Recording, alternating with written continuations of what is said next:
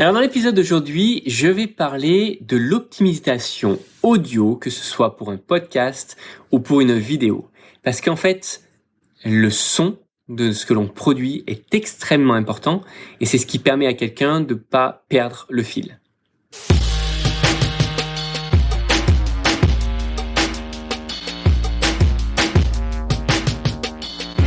Marketing Automation Ninja. Bonjour à tous. Alors, quand on crée un contenu, que ce soit vidéo ou audio, le son va jouer une part très importante dans l'attention de l'utilisateur. C'est pour ça qu'il est important d'utiliser soit un très bon smartphone, soit d'utiliser un micro en particulier et de ne pas shooter trop loin du micro, sinon après on va avoir des échos qui seront particulièrement pas agréables.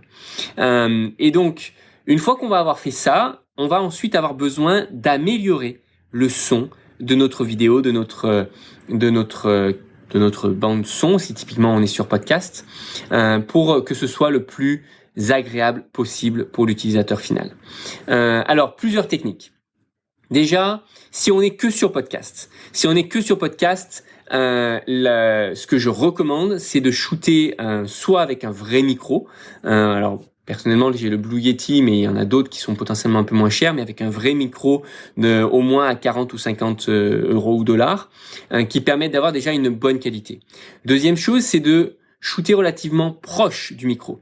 Typiquement, là, je suis en train de parler à environ 50 cm de mon smartphone. J'enregistre avec mon smartphone.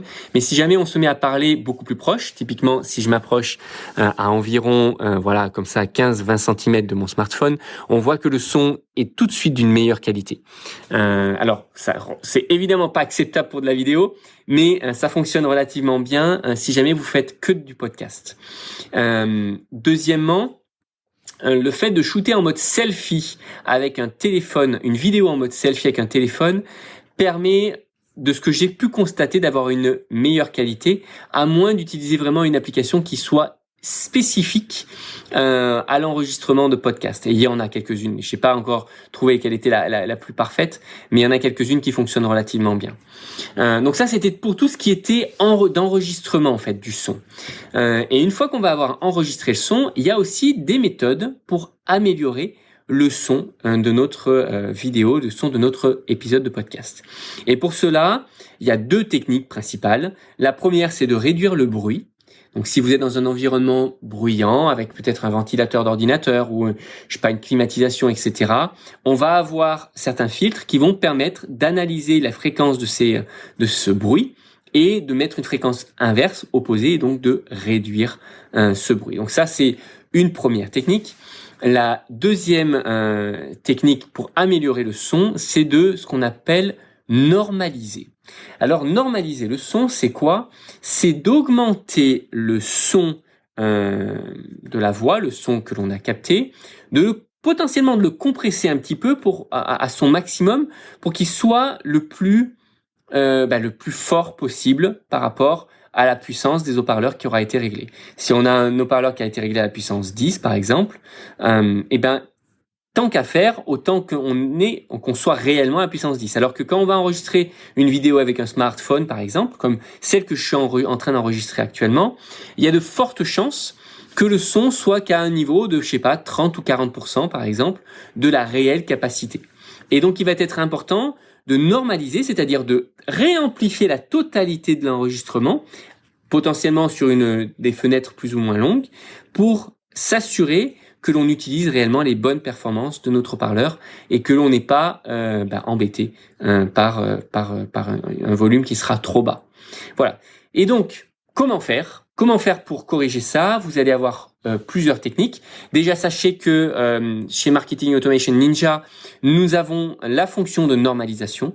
Donc, c'est-à-dire quand vous allez publier une vidéo ou publier une fonction de podcast sur la voix que vous allez publier, nous normalisons pour que ce soit d'un volume relativement constant et un volume quasiment maximum.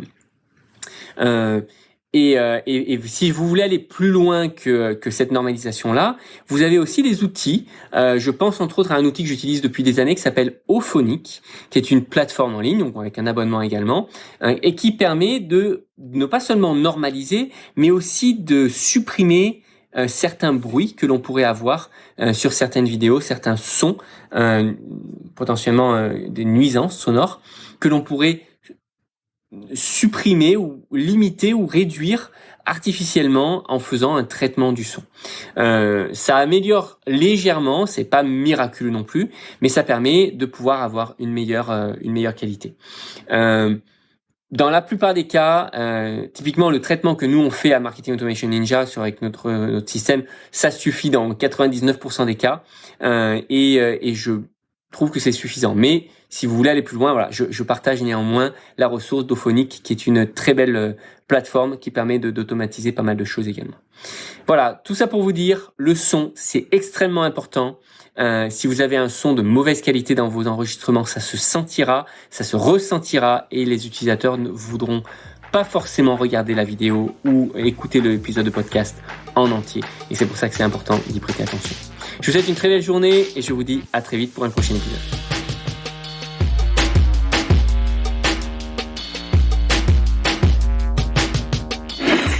Marketing Automation Ninja.